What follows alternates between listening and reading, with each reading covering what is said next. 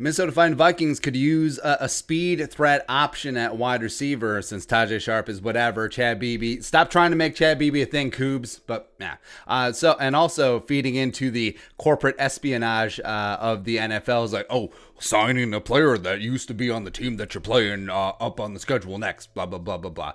Vikings can hit both of those, hit the parlay by signing the corpse of Ted Ginn Jr. Stop laughing. Stop laughing. And yes, signing him to the practice squad. Nailed it.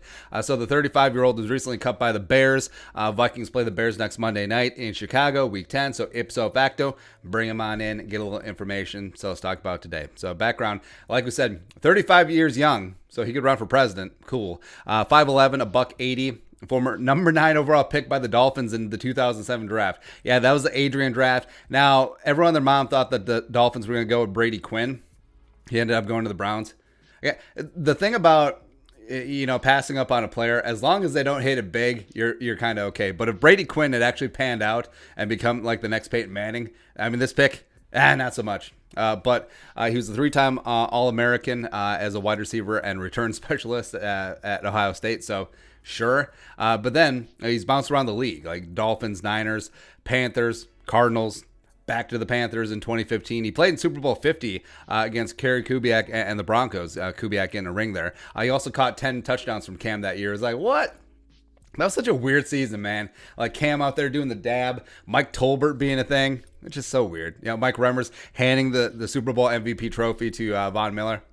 And then he caught him from the Saints 2017 to 2019.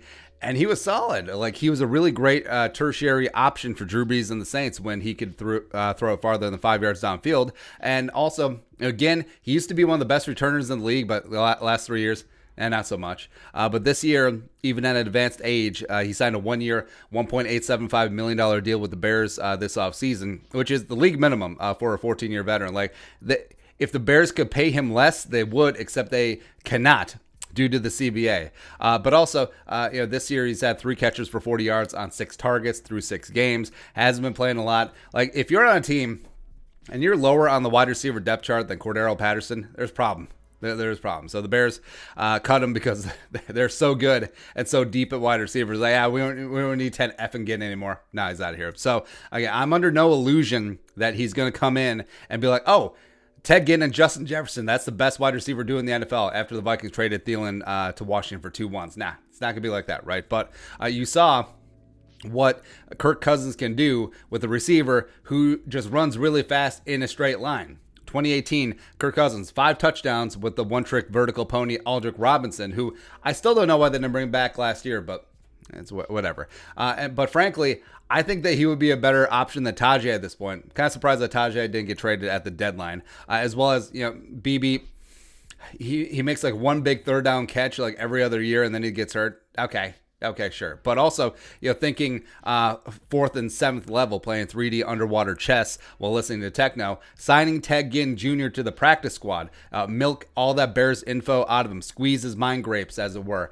And there are worse ways to spend $12,000. I mean, ask Captain Munderland. You could, whatever, right? But also, he doesn't even have to show up.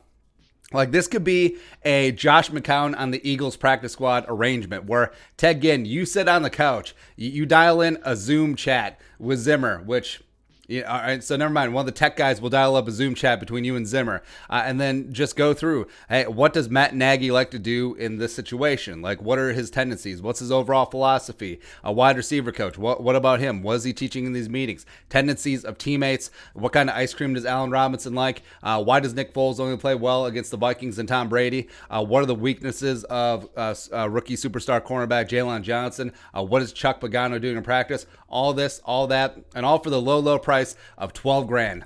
$12,000 to Ted Ginn Jr.